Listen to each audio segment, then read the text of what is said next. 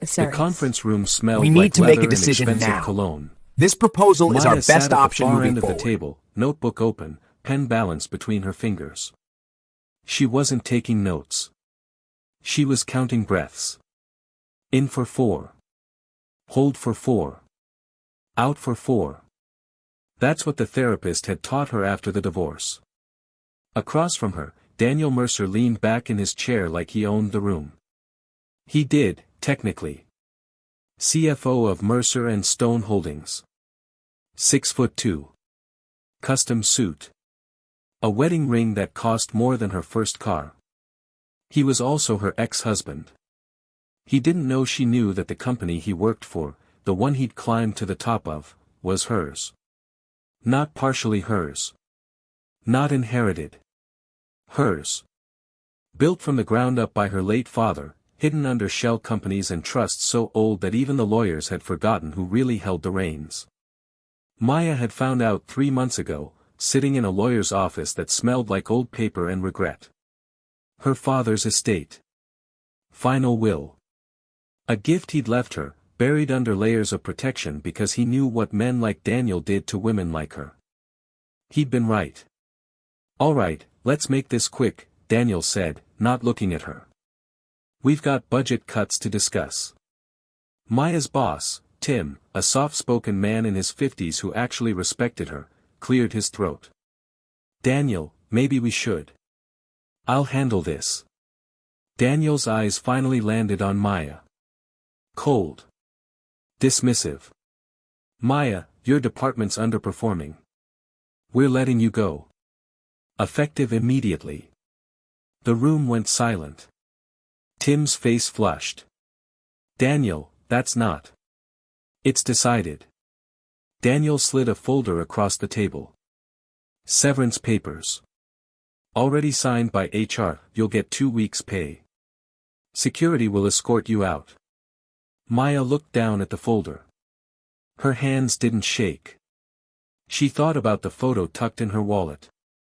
Her father, holding her when she was 6, outside the first office he ever rented. Back when the company was just him and a dream. She thought about the day Daniel left her. Packed his bags while she was at work. No note. Just an email from his lawyer. She thought about the nights she couldn't sleep because the apartment was too quiet and her body had forgotten how to feel safe. She thought about the mornings she'd wake up and forget, just for a second, that he was gone. Then remember. And feel the weight all over again. "Okay," she said. Daniel blinked. "What?" "I said okay." She stood, leaving the folder on the table. "I'll be gone by lunch." She walked out before anyone could see her smile. 4 years earlier. Maya had met Daniel at a corporate mixer she didn't want to attend. She was 27, working as a junior analyst at a firm her father had quietly invested in. She didn't tell people who her father was. She didn't use his name. She wanted to prove she could do it on her own.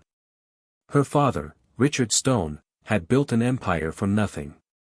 Started with a single construction contract in the 70s, turned it into real estate, then manufacturing, then finance. By the time Maya was born, he was a ghost in his own company. Rich enough to disappear. Smart enough to stay hidden. He died when she was 25. Heart attack. Sudden. Clean. The funeral was small. A handful of old colleagues. A lawyer she'd never met. Her mother had been gone for years, cancer, when Maya was 12, so it was just her, standing in the rain, watching them lower her father into the ground. She hadn't cried. She'd been too numb. The lawyer, Marcus Webb, had approached her after the service, handed her a card, and told her to call when she was ready. She'd waited 2 years. By then, she'd met Daniel. He was 31. Confident. Charming in a way that felt dangerous but not yet cruel. He bought her a drink and asked about her work, actually listened when she explained portfolio management strategies that most men glazed over. "You're smart," he said, as it surprised him. "You're condescending," she replied, like it didn't bother her. He laughed. I like you. She should have walked away then. But she was lonely. And he made her feel seen. 3 months later, they were engaged. Her father wasn't alive to object. Marcus sent flowers to the wedding and a card that said, I hope you know what you're doing. She didn't. The marriage. The first year was good. They moved into a downtown loft with floor-to-ceiling windows and a view of the river.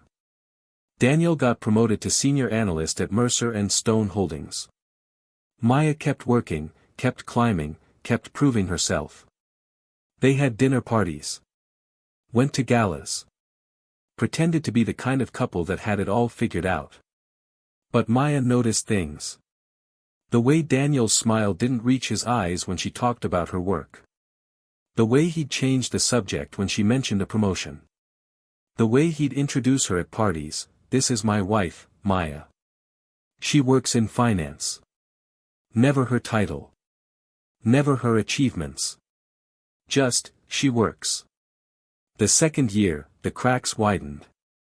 Daniel started coming home later. Stopped asking about her day.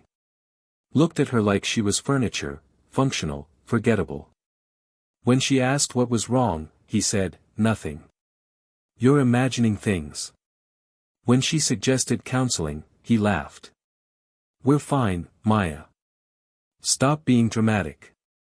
When she found the texts on his phone, messages from a woman named Vanessa, explicit and frequent, he didn't apologize. He said, you weren't enough. Maya had stood there, phone in her hand, feeling like the floor had disappeared beneath her. What does that mean? It means exactly what it sounds like. Daniel had been packing a bag, not even looking at her. You're smart, Maya. You're capable. But you're boring. You're cold. I need more than what you can give. I gave you everything. You gave me a roommate. She'd wanted to scream. To throw something. To make him hurt the way she was hurting. But she just stood there, silent, while he zipped his bag and walked out. The divorce was quick. Clinical. He took half of what she'd saved and left. She didn't fight him. She was too tired. The lawyer. Maya didn't call Marcus Webb until 6 months after the divorce. She'd been living in a studio apartment that smelled like mildew and someone else's cooking. Working 60-hour weeks. Avoiding mirrors because she didn't recognize the woman staring back. One night, she found the card Marcus had given her at her father's funeral. She called the number. He answered on the second ring. Ms. Stone. I was wondering when you'd reach out. They met the next day. His office was in a building she'd walked past 100 times and never noticed. 14th floor. No sign on the door. Just a brass plaque that said, Webb and Associates. Marcus was exactly what she expected. Late 50s. Silver hair. Eyes that had seen every dirty trick in the book and invented a few of their own. He poured her scotch she didn't drink and slid a file across the desk. Your father didn't trust anyone, Marcus said. Not banks. Not partners. Not even family, sometimes. So he built walls. Layers. Companies inside companies. Trusts that feed into trusts. Why? Because he was terrified someone would take it from you. Marcus had pulled out another file. Thicker. 3 inches of paper. Corporate documents.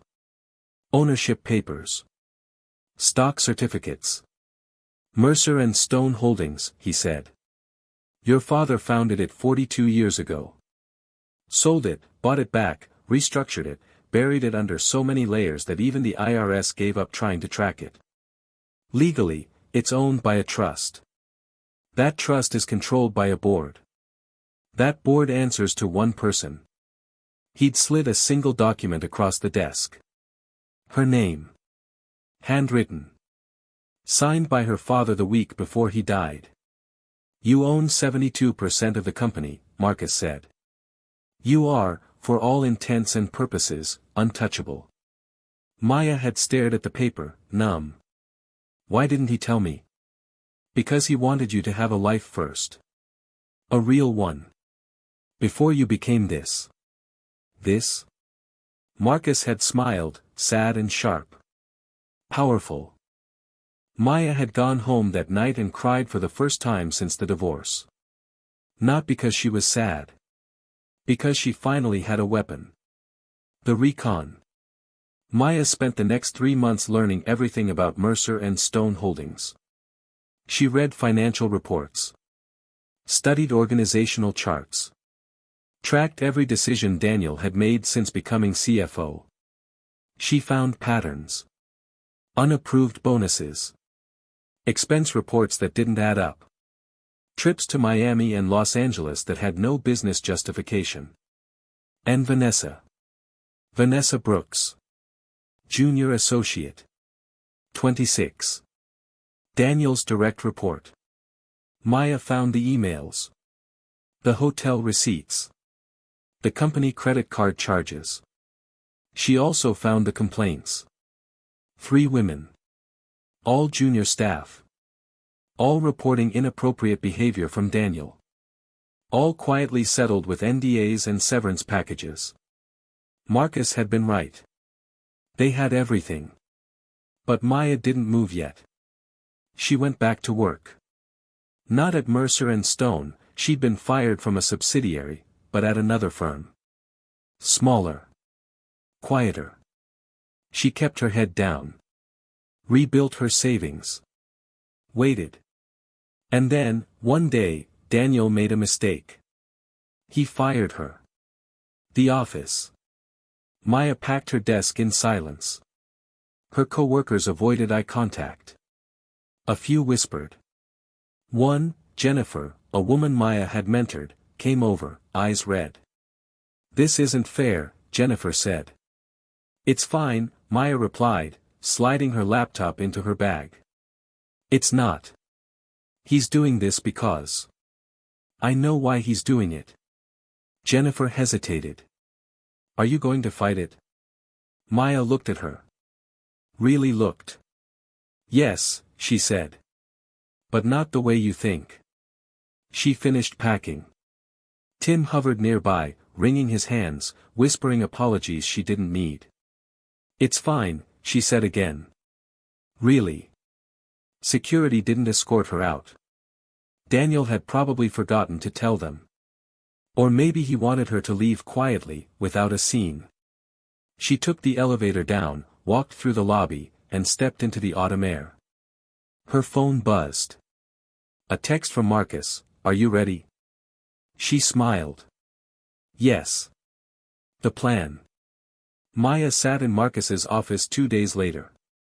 He fired you in front of witnesses, Marcus said, reading the report she'd sent him. That's bold. Stupid, but bold. He doesn't know. No. He thinks he's invincible. Marcus leaned back, tapping his pen against the desk. So. What do you want? Maya had thought about this every night since the divorce. What justice looked like. What revenge felt like. She didn't want him dead. She didn't want him in jail. She wanted him to feel what she felt. Small. Powerless. Erased. I want him gone, she said. But not quickly. I want him to see it coming. I want him to know it's me. Marcus smiled. Then we'll need to be surgical. They spent 3 hours mapping it out. First, they'd call an emergency board meeting. Legally, Maya could do this, she owned the company. But most of the board didn't know that. They thought the company was owned by a trust, managed by a faceless entity. Marcus would reveal her identity. Present the evidence. Let the board vote. It would be clean. Legal. Irreversible. What about the others? Maya asked. The women he hurt? We'll offer them a choice. They can come forward publicly, or we can settle privately with larger payouts and apologies. I want them to have the choice. They will. Maya looked out the window. The city stretched below her, gray and indifferent. When? She asked. 2 weeks. I'll send the invitations tomorrow. The wait. Those 2 weeks were the longest of Maya's life. She didn't sleep well. Didn't eat much. Spent hours staring at the ceiling, running through every possible scenario. What if the board sided with Daniel? What if he found out before the meeting? What if she couldn't go through with it? But every time doubt crept in, she'd remember. The day he left. The email from his lawyer. The nights she'd cried so hard she couldn't breathe. The way he'd looked at her in that conference room. Like she was nothing. And the doubt would disappear. The board meeting. 2 weeks later, Daniel received a meeting invitation. Emergency board meeting. Location, Mercer and Stone headquarters, executive floor. Attendance, mandatory. He didn't think much of it. Board meetings were routine. Bureaucratic. Boring. He showed up in his best suit, coffee in hand, ready to half listen and check his phone. The conference room was full. 12 board members. Marcus Webb is at the head of the table. And, sitting in the chair usually reserved for the CEO, Maya. Daniel froze. What the hell is this? Maya looked up, calm. Sit down, Daniel. I'm not sitting anywhere until someone tells me. Sit down. Her voice didn't rise. Didn't waver. Daniel sat. Marcus opened a folder. Gentlemen, and lady, thank you for coming. We're here to address a personnel matter. Specifically, the termination of Mr. Daniel Mercer. Daniel laughed. Nervous. Confused. You can't fire me. I'm the CFO. You were the CFO, Marcus said. As of this meeting, your position has been dissolved. Your access revoked. Your severance is negotiated. On what grounds? Breach of fiduciary duty. Misappropriation of company resources. Sexual harassment, 3 formal complaints filed in the last 18 months, all quietly settled to avoid scandal. And, most recently, unlawful termination of an employee without board approval. Marcus slid a stack of documents across the table. Emails. Receipts. Affidavits. Daniel's face went white. That's documented, Maya said. Thoroughly. He turned to her, finally understanding. You. Me. You don't have the authority. I own this company. She slid a document across the table. Ownership papers. Signed. Sealed. Legal. Daniel stared at it, as it might bite him. Your father, he whispered. My father. One of the board members, Gerald, a man in his 70s who'd worked with her father, leaned forward. Richard built this company from nothing. He trusted very few people. But he trusted his daughter. Daniel looked around the room. No one met his eyes. This is insane, he said, voice rising. You can't just. We can, Marcus said. And we are. The vote is unanimous. I'll sue. You'll lose. Marcus didn't look up from his notes. We have everything, Daniel. Emails. Texts. Expense reports. The affair with Vanessa, who, by the way, was a junior associate you supervised. The trips you charged to the company card. The bonuses you approved for yourself without board consent. The women you harassed and paid off. He paused. Looked up. You're done. Daniel stood, shaking. His coffee spilt across the table. No one moved to clean it.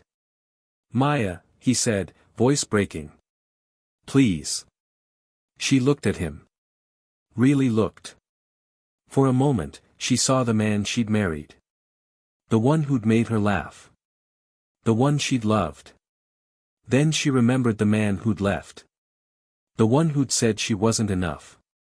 "Gentlemen," she said quietly. "Please escort Mr. Mercer out." Security stepped in. Not rough. Just firm. Daniel didn't fight. He just looked at Maya, and for the first time since she'd known him, he looked small. "You'll regret this," he said. Maya smiled. Soft. Sad. "No," she said. "I don't think I will." The fallout. The news spread fast. By the end of the day, Daniel's termination was public. The company issued a statement, "Leadership changes effective immediately. We thank Mr. Mercer for his service." Polite. Bloodless. The business press picked it up. CFO ousted amid misconduct allegations. The details were vague. The company didn't name names. But people talked. Daniel's phone rang constantly. Friends. Colleagues. Reporters. He didn't answer. He went home, an apartment he'd been renting since the divorce, sleek and expensive and empty, and sat in the dark. He thought about calling Vanessa. But she'd stopped answering his texts 2 days ago. He thought about calling his lawyer. But what would he say? He thought about calling Maya. But he couldn't. The aftermath. Maya didn't make a public appearance. She didn't need to. She went back to work. Quietly. Efficiently. The board met again the following week. This time, Maya sat at the head of the table. "I'm not interested in being CEO," she said. "I have someone in mind for that. But I will be involved. I will be present. And I will not tolerate the kind of behavior that's been allowed to fester in this company." She looked around the room. "Are we clear?" Everyone nodded. Tim was promoted to CFO. He cried when she told him. Vanessa was transferred to a different department, far from any position of vulnerability. She didn't complain. The 3 women who'd filed complaints were contacted. 2 accepted settlements. 1 chose to go public. Maya supported her. Paid for her legal fees. Made sure she had protection. The company stabilized. Profits rose. Morale improved. And Maya, for the first time in years, slept through the night. 6 months later. Maya was leaving the office when she saw him. Daniel. He was standing outside, leaning against a car that wasn't his. Older model. Dented bumper. He looked thinner. Tired. The suit was cheaper. The confidence was gone. She hesitated, then walked over. "What are you doing here?" He didn't answer right away. Just looked at her, like he was trying to find the woman he'd married and couldn't. "I wanted to apologize," he said finally. Maya waited. "I was cruel. I was arrogant. I thought I was," he stopped. Swallowed. "I thought I was better than you. And I wasn't. I'm not." She didn't say anything. "I lost everything," he said. "The job. The apartment. Vanessa left me 2 weeks after I got fired. I'm working at a consulting firm now. Entry level. I'm 41, Maya, and I'm starting over." "Good." He flinched. "You needed to lose everything," she said. "You needed to know what it feels like." "I know." "Do you?" He looked down. "I think about you. A lot. About what I did. What I said. The way I treated you. And I hate myself." Maya nodded slowly. "That's a start." She turned to leave. "Maya." She stopped. "Are you happy?" She thought about it. Really thought. The company was stable. The women Daniel had hurt were healing. She had a purpose now. A reason to get up in the morning. But happy? I'm getting there, she said. And then she walked away. 1 year later. Maya stood in front of the building her father had worked in 45 years ago. It was a coffee shop now. Small. Warm. The kind of place where people sat alone with books and didn't talk to each other. She ordered a latte and sat by the window. Her phone buzzed. A message from Marcus, new acquisition finalized. Board approved. You're officially a billionaire. She smiled. Turned off her phone. A woman sat down across from her, uninvited. Early 60s.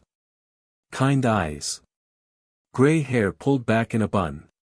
You look like someone who's been through something, the woman said. Maya laughed softly. Is it that obvious? Only to people who've been there. They sat in silence for a while. The woman sipped her tea. Maya watched the rain start to fall outside. Then the woman said, Did you win? Maya looked out the window, watching people pass by. Strangers with their own wounds. Their own wars. I survived, she said. That's better than winning. The woman nodded. Smiled. Good, she said. That's enough. Late that night, Maya sat in her apartment, a penthouse now, floor-to-ceiling windows overlooking the city, and opened the letter her father had left her. She'd read it 100 times, but tonight it felt different. Maya. If you're reading this, I'm gone. I'm sorry I wasn't there more. I'm sorry I chose work over you so many times. I'm sorry I wasn't at your wedding. I'm sorry I wasn't the father you deserved.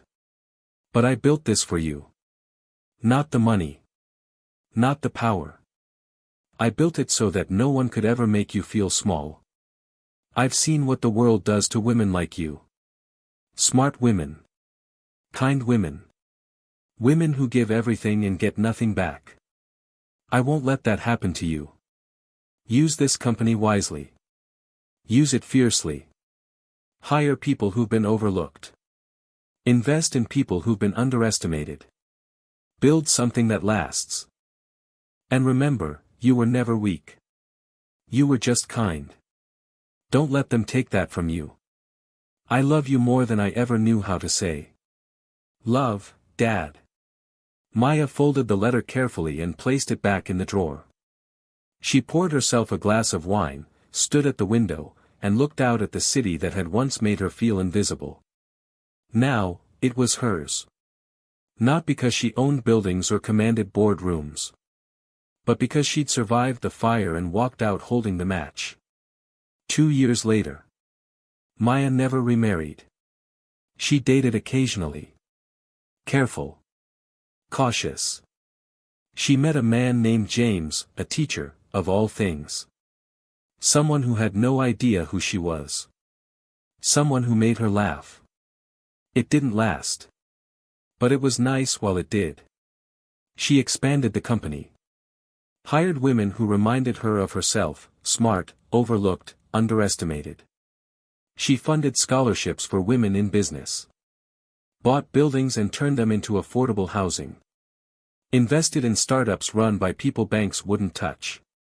And once a year, on the anniversary of her father's death, she visited his grave and told him what she'd done. 1 year, she brought someone with her. A little girl. 4 years old. Dark curls. Her daughter. Adopted. Single parent. The social worker had been skeptical at first. Why would a billionaire CEO want to adopt?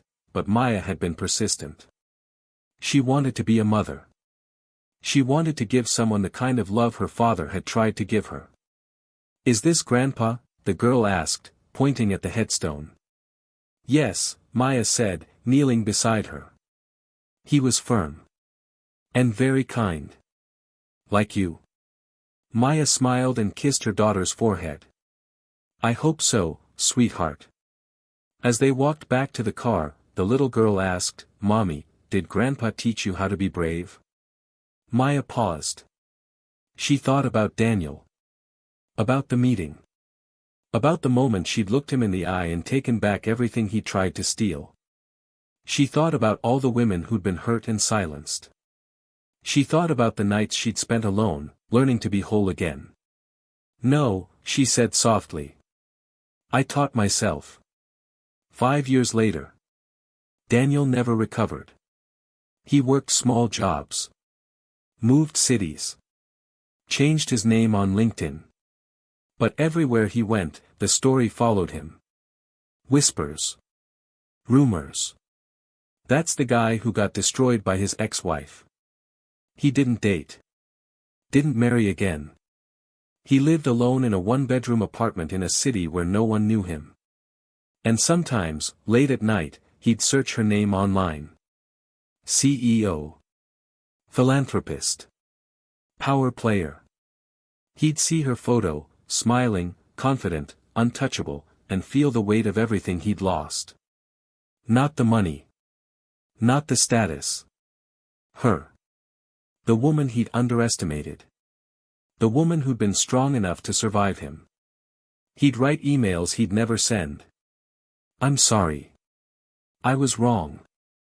I miss you. But he'd delete them. Because what was the point? She'd moved on. And he was still stuck in the moment he'd lost her. The final meeting.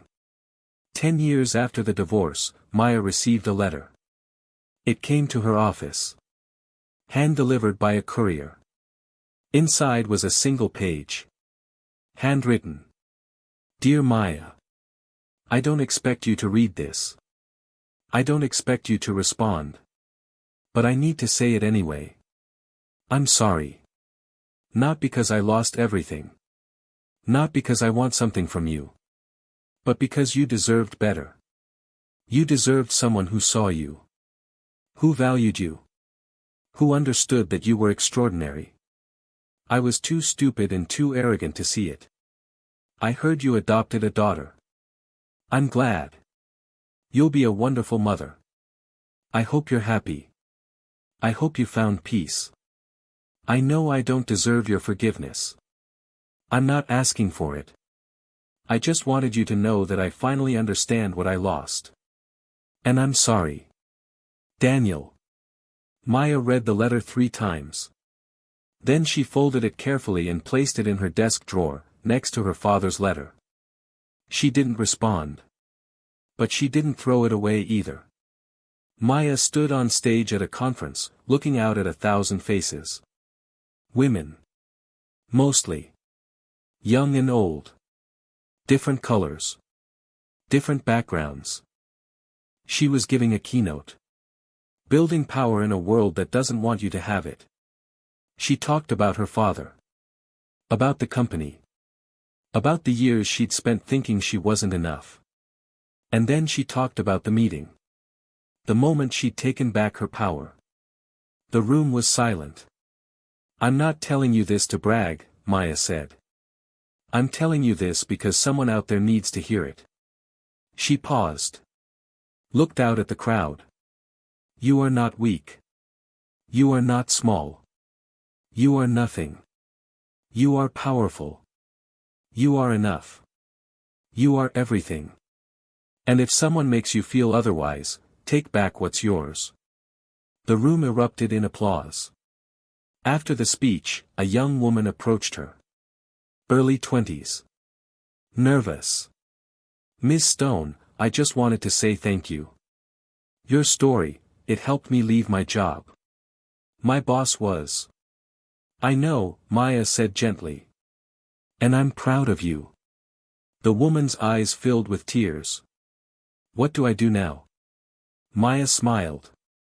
You survive. You rebuild. You become someone who can't be broken. How long does that take? As long as it needs to. Maya never thought about Daniel anymore. She'd moved on. Healed and built something bigger than revenge. But sometimes, when she couldn't sleep, she'd stand at the window and remember the girl she used to be. The one who counted breaths in conference rooms. The one who believed love was supposed to hurt. And she'd whisper into the dark. You were always enough.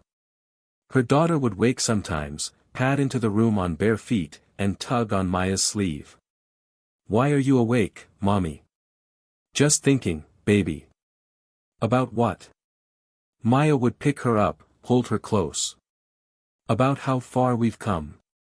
And they'd stand there together, looking out at the city below, at all the lights that never stopped burning. And Maya would think, this is what winning looks like. Not revenge. Not destruction. But survival. And the strength to keep going. If this story touched you, subscribe so you don't miss the next one.